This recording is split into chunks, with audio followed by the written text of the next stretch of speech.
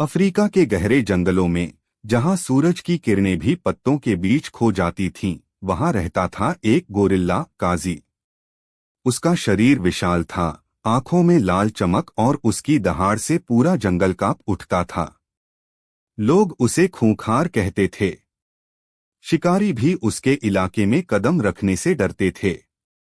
लेकिन कोई नहीं जानता था कि उस डरावने शरीर के भीतर एक दिल भी धड़कता है, जो बस समझा जाना चाहता था।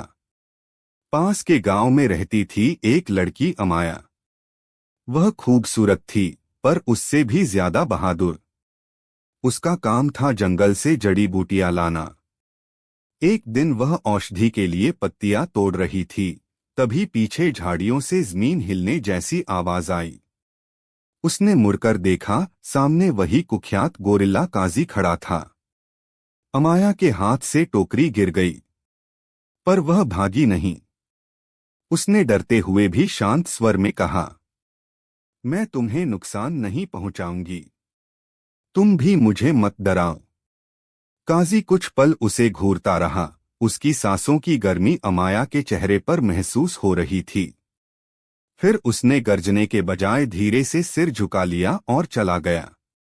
शायद पहली बार किसी इंसान ने उससे बिना डर के बात की थी। उस दिन के बाद अमाया रोज जंगल जाने लगी। वह पेड़ के नीचे फल छोड़ देती और काजी दूर से उसे देखता। धीरे धीरे दोनों के बीच एक मौन रिश्ता बनने लगा, बिना शब्दों का पर भावनाओं से भरा हुआ। अमाया उसकी आंखों में अब क्रोध नहीं, अपनापन देखने लगी। काजी अब उसके आने का इंतजार करता था, और जब वह लौटती तो पेड़ों की ऊंचाई पर जाकर उसे आखिरी बार देखता। कुछ महीनों बाद शहर से एक नई महिला जंगल में आई, डॉक्टर लीना सेन, जो वन्यजीव वैज्ञानिक थी। वह गोरिल्लाओं पर शोध कर रही थी और काजी का नाम सुनते ही उसे देखने की ठान ली। गांव वाले बोले, मत जाओ, वो राक्षस है। पर लीना ने मुस्कुराकर कहा, कभी कभी राक्षसों के भीतर भी इंसान छिपा होता है। जब लीना ने पहली बार काजी को देखा तो उसकी आंखें हैरान रह गईं। वह उसे ध्यान से देखती रही। उसने कैमरा नीचे रखा और कहा, तुम इतने खूंखार नहीं लगते जितना लोग कहते हैं।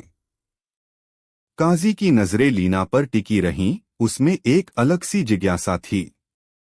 वह उसे नुकसान नहीं पहुंचा रहा था।